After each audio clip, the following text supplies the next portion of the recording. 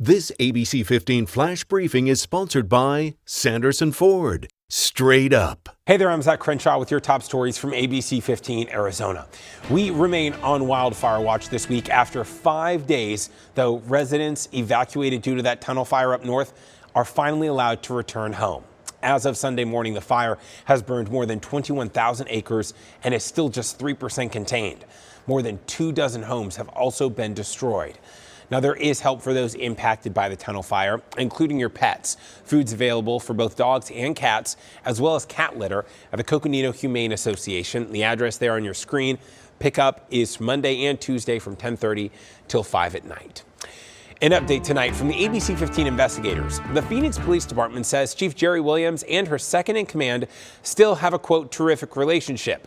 That comment comes after ABC15 Chief Investigator Dave Biskobing exposed a bombshell this week. He got secret recordings of Executive Assistant Chief Mike Kurtenbach telling colleagues that Chief Williams misled the public about her knowledge of the case where protesters were falsely charged as gang members.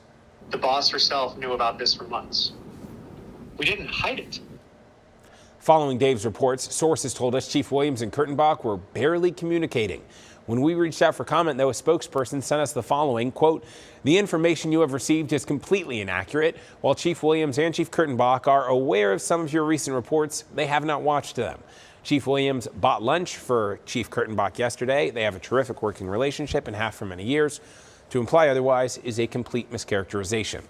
The second part there is significant, though. The city claims Williams has not watched or listened to recordings of her top cop when he's talking about her. City management refuses to comment on this ongoing scandal, but Dave is staying on top of it, and you can catch all of his reporting so far on abc15.com/protest or right here on your favorite streaming device. Federal labor officials have asked a judge to force Starbucks to reinstate 3 union activists at a Phoenix store, alleging the coffee giant engaged in unfair labor practices. The National Labor Relations Board is pushing to get an injunction that would make Starbucks rehire those employees. Starbucks has not responded for comment. Turning now to some health news. If you're craving junk food after all the Easter candy came into your house, an intense workout may be just what you need to fight it. Researchers from Washington State University found that high-intensity exercise reduced a rat's desire to eat fatty food. Now, humans could have the same effect, and you could maybe maintain that diet a little better. The team plans to do more work, though, to better understand what types of exercise will best reduce that junk food craving. And a health warrant for parents. The CDC is asking doctors across our country to be on the lookout for more unusual cases of severe hepatitis. Several kids in the U.S. have become so sick they've needed liver transplants. Health officials say the kids range in age from 1 to 6 years old and have had no prior health issues.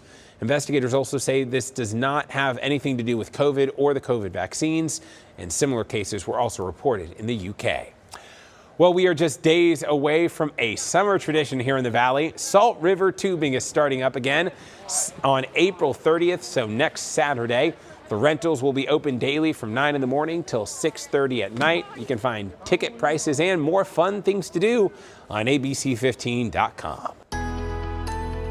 Tracking your most accurate forecast now, I'm meteorologist Jorge Torres. Warmer days are ahead starting tomorrow here in the Valley with clear skies and the forecast showing temperatures in the lower 60s at 6 in the morning, warming up into the mid-80s by midday and reaching a high of 93 degrees with sunny skies across the state. Temperatures back in the mid-60s there in Flagstaff and near 70 along the Mogollon Rim. And we're in the 80s as you head toward Gila County there in Globe, and low to mid-90s from the Valley into the south and west as well, including Yuma with a high tomorrow of 94. But beginning Tuesday, we're calling for a high of 100 degrees. That'll be our first triple-digit day of 2022, just shy of the record of 102 set back in 2020. Your 7-day forecast for the Phoenix Metro showing those temperatures going from 93 on Monday to 100 Tuesday, and then dropping a little the rest of the week with highs remaining in the 90s through at least Thursday. Cooler on Friday with a high of 89, but we're back in the 90s by the weekend. In Flagstaff, we're talking about some windy conditions later this week with highs staying in the 60s and 70s and lows in the 20s and 30s.